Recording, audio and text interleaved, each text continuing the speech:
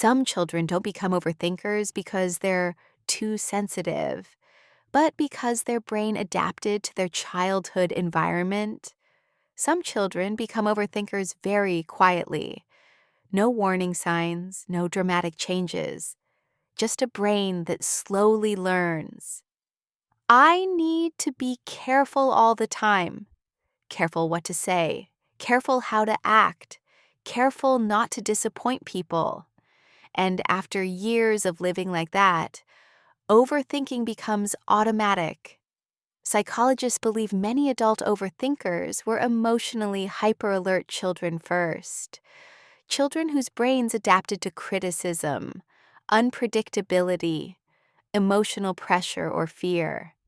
And sometimes, the habits that create overthinkers look completely normal in number 1, constantly correcting them. Sit properly.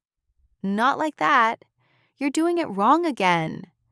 One correction is harmless, but repeated correction creates a pattern, and children remember patterns more than words.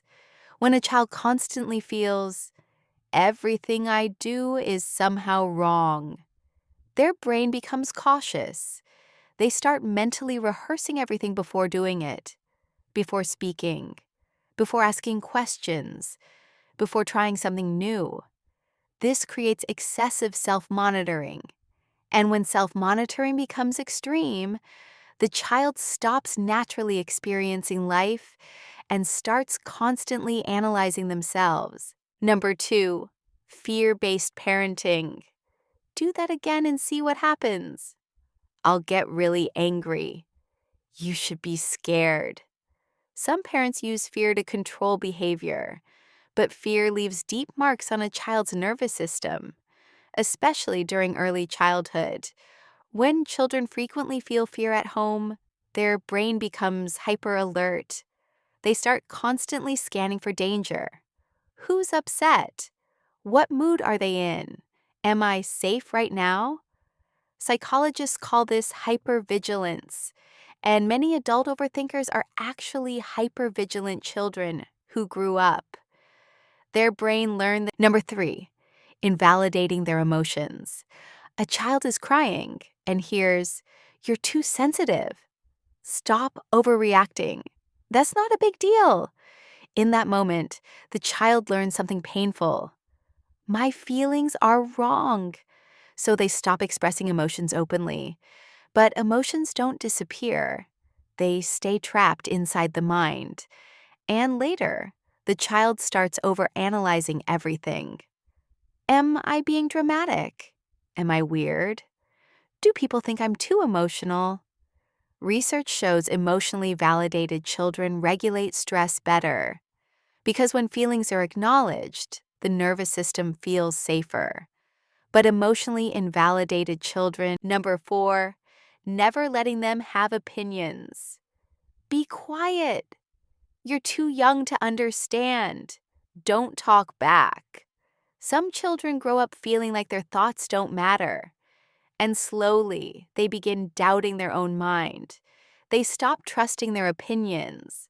So before speaking, they overthink. What if I sound stupid? What if I'm wrong? What if people judge me? This creates self-censorship. And many adult overthinkers still struggle to express themselves. Number 5, overprotecting them too much. Let me do it for you. You can't handle it. I'll take care of everything. Many parents think protection means removing every discomfort from a child's life. But confidence doesn't grow from comfort. It grows from experience. Children build self-trust by solving small problems independently, ordering food, making decisions, handling awkward situations, making small mistakes. These moments teach the brain, I can handle life. But overprotected children often grow up doubting themselves. And when self-trust is low, the brain starts overthinking every decision. What if I fail? Number 6, comparing them to other children. Look at your cousin. Why can't you be like her? He's smarter than you. Parents may use comparison as motivation, but children often experience it as rejection. The child starts believing, I'm not enough.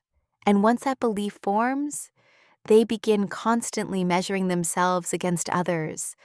Looks, grades, money, success. Social media makes this even worse because comparison. Number 7, giving love only during achievement. This one is subtle. Some children receive the most attention, praise, and affection only when they succeed. Good grades? More affection. Winning something? More attention. Achievement becomes emotionally rewarded. So the child's brain slowly learns love must be earned, and that creates performance anxiety. Failure stops feeling temporary. It starts feeling personal, like losing approval.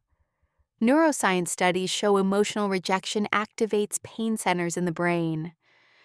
Number 8, emotionally unpredictable parenting. One day the parent is calm, the next day suddenly angry, one day affectionate, the next day emotionally distant.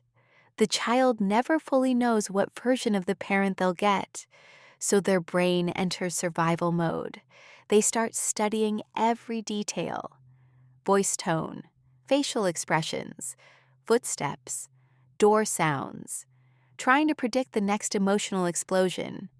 This creates chronic mental alertness, and many overthinkers are simply children who never learned how to fully relax emotionally because they're nervous. Lastly, not every overthinking child comes from a toxic home.